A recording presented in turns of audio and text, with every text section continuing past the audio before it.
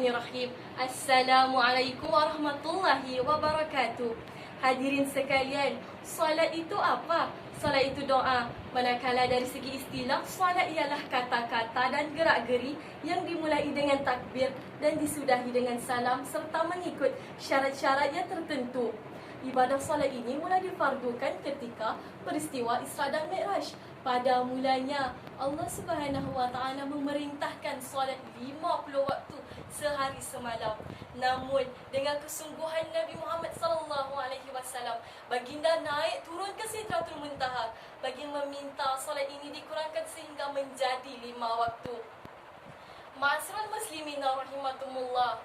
Solat ini dapat mencegah daripada kemungkaran.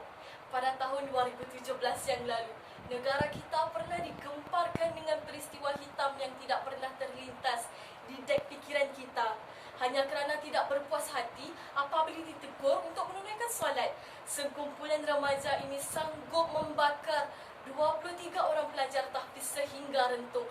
Masya Allah, zalimnya mereka ini, hadirin sekalian.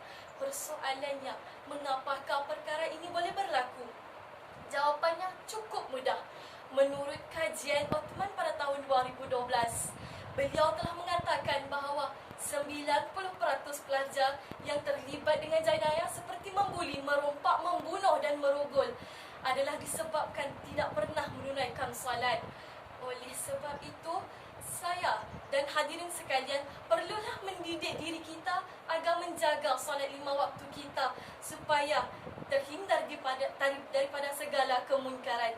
Firman Allah Subhanahu wa taala, Bismillahirrahmanirrahim. Inna salata tanha 'anil fahsya'i wal munkar. Surah Al-Ankabut ayat 45. Dan dirikanlah solat dengan tekun.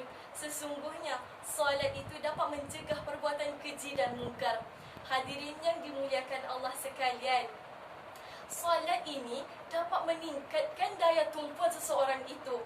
Pernah diriwayatkan dalam satu kisah pertempuran di mana Saidina Ali sedang solat lalu dipanah oleh musuh. Para sahabat ketika itu sangat cemas kerana badan baginda penuh dengan darah. Lalu mereka beramai-ramai berusaha untuk mencabut anak panah tersebut. Namun apa yang mengejutkan, Saidina Ali pun bertanya, "Mengapa kalian berada di sini beramai-ramai?" Lalu lihatlah hadirin, betapa tajamnya tumpuan Saidina Ali sehingga dapat melawan tajamnya busur panah. Firman Allah Subhanahu wa taala dalam surah Al-Mu'min ayat 1 dan 2, "Qad aflahal mu'minun allazina hum fi salatihim khashi'un." Sesungguhnya berjayalah orang-orang yang beriman, iaitu orang yang khusyuk di dalam sembahyangnya. Hadirin yang dirahmati Allah sekalian, isi saya yang ketiga ialah solat dapat mencegah diri daripada melakukan dosa.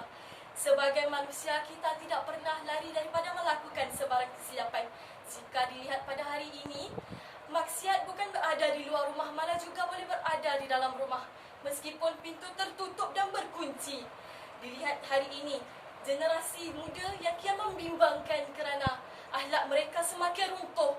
Wujudnya aplikasi-aplikasi yang melalaikan seperti TikTok, Bigo Live dan Instagram. Kerana perkara-perkara inilah yang membolehkan maksiat itu datang dengan gembiranya.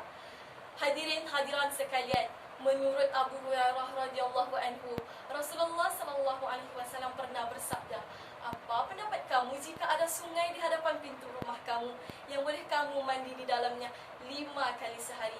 Adakah masih tertinggal dakinya?" Mereka pun berkata, "Ya Rasulullah, sudah tentu tidak akan tinggal sedikit pun dakinya." Lalu Rasulullah pun berkata, "Itulah umpama solat 5 waktu. Allah telah membersihkan segala kesalahan apabila kita menunaikan segala hak-haknya, iaitu solat 5 waktu." Hadirin hadiran sekalian, dapatlah disimpulkan di sini bahawa ibadah solat adalah satu kunci kejayaan kehidupan meskipun di dunia dan di akhirat.